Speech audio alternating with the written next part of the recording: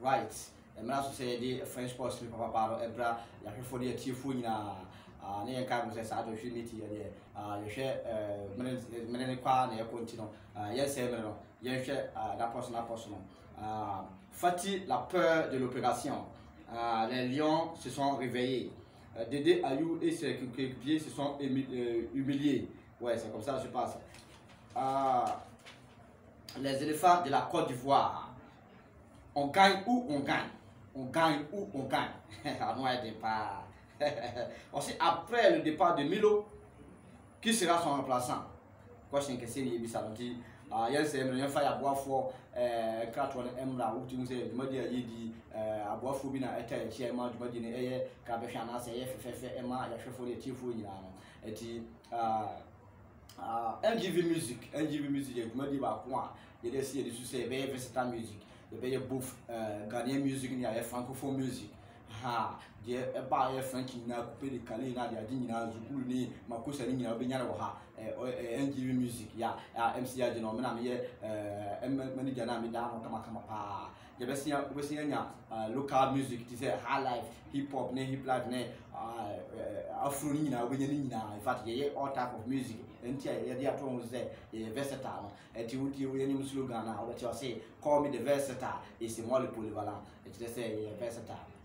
Sadity. Etienne Semeno, now Yabebo Oba Bakwa, what you was say, Abaya Santua, or MC Dumano on one control room, somebody Dumadia, because we come at this year, so on a ocean, you say, Bipia better to Tipa, Baha Vita, or Burjuma Buta, into Bibia Kosokama, Machemo could do some Ubu Kumasi, One Sama Matuman, Sama de Matuman, Jeffrey Michel Bia, ha. Sadity na buko kraswa na chia kofijeri sadity na machia kwami de la onzo kumasi de feedbone kwami de la de feedbone ha mpapa mu de ba kama pa na machia sports obama so ha yes we just supposed to want machia wa man supporters sadity meeting modi ni nyina kanto na ni nyina twetwa pasije ni nyina mecheche bibia sadity ni tiana samri ya bi sports yi ko so mechi mu nyina.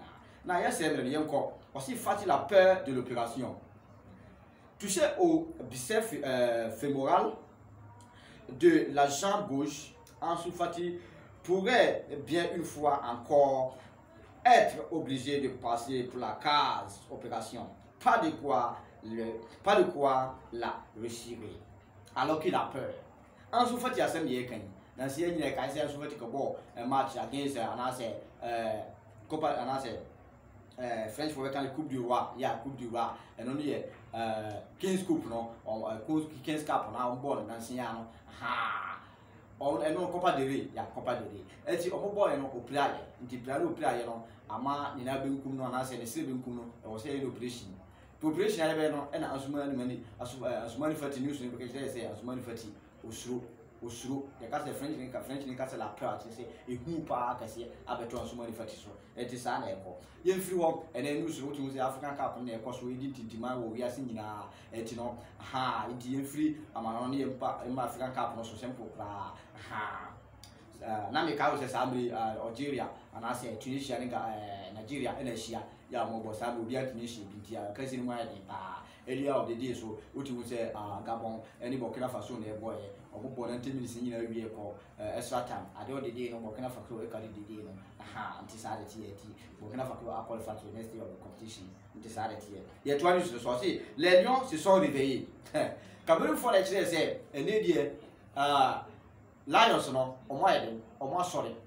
And you know, Lions now, or more Cameroon is so much sorry, and maybe by my Lions no matter that, and lead your sorry. And she said, or more she says she goes, okay, or more captains are, captain, or don't want to chef 5 goals, or no lady goes go scoring, or aha, go, no, on there, or goes to do until I said 5 goals. Ha, on the lady go king chat, ha, go king chat, on the lady, and decided here. Et les supporters du Cameroun affirment que les Lions indomptables se sont réveillés et ils gagneront la Coupe d'Afrique. On me sait, au moins ça veut dire, au moins Choco dans Chaka.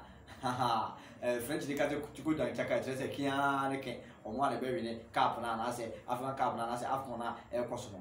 Ha, au moins les bébés.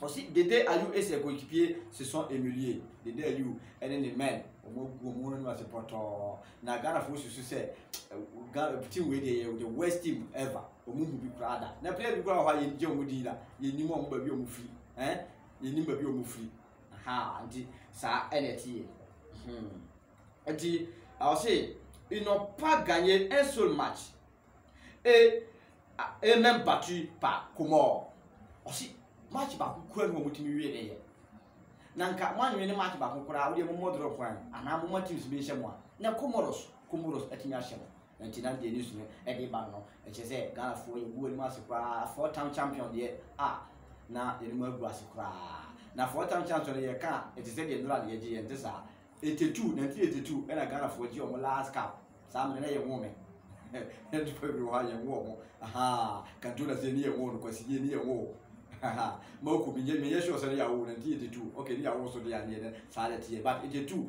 e na Ghana for ye omutimi eje o last cup e sa de tie eti yen ko yen se news ne to aso o si après le départ de Milo qui sera son remplaçant question na abeto monti an obi sa say Milo sa be ya sake no nti hwan e na ebe o the substitution and as one ye be substitute no and as one ye be stand say ki o be replace Coach Milo e di bi no abeto ha ye hwe di bi yo o say Asamoah Gyan Abedi Pele Akwasi Appiah ou même c'est la tête nti se nipa ba 4 e na omudi aba Dédé Aliou ana se Dédé Aliou mo papa Abedi Pele ndi abeto dwa Asamoah Gyan ndi abeto dwa e na c'est la tête ono so ndi abeto dwa na ya ka ye former blaster coach